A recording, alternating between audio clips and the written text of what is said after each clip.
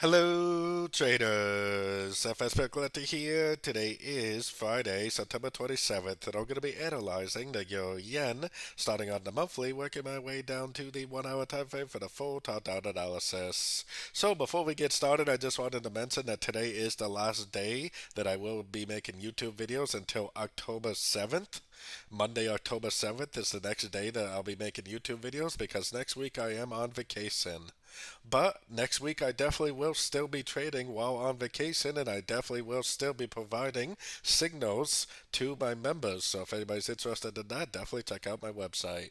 So, anyways, on the monthly, I do think this is the end of a wave 3. I think this is very, very likely a corrective wave 4, which I still think the 50% is the most likely area before it goes up and makes that wave 5. So, taking it down to the weekly time frame, I still think that this right here is a wave A. I think this is an ABC of wave B, which I still think it needs to go up more to complete this wave B before it goes down and makes that wave C, which should be an ABC of wave 4. Keep in mind that this is really a weekly time frame pattern, which means it's going to take many, many weeks and months to play out.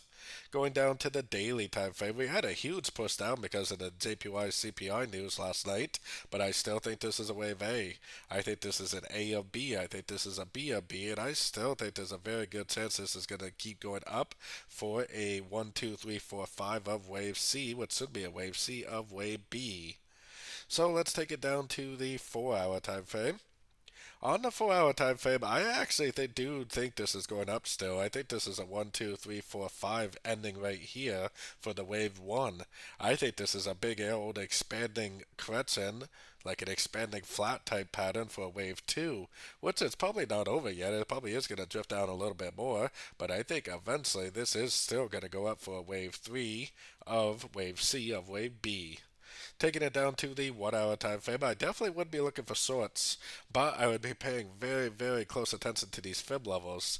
If we get some sort of a double bottom at any one of these Fibonacci levels and then an impulsive up with a break of structure, I definitely would go back to looking for longs for the continuation of the uptrend. Like I said, I think this is likely a 1, I think this is likely a 2, and I think it's going to go up for a wave 3. I think this big move down is nothing more than a bear trap, and everybody's going to be trying to sort it, and it's probably just going to keep on going up. It doesn't have to turn at this 50. It could easily go down to the 61 at a 78%. But just keep an eye out for that double bottom at a fib level and a break of structure to help confirm that it really is in a wave 3. So don't forget to join my free Discord channel, which is linked down here in the corner. And as always, thank you and happy trading.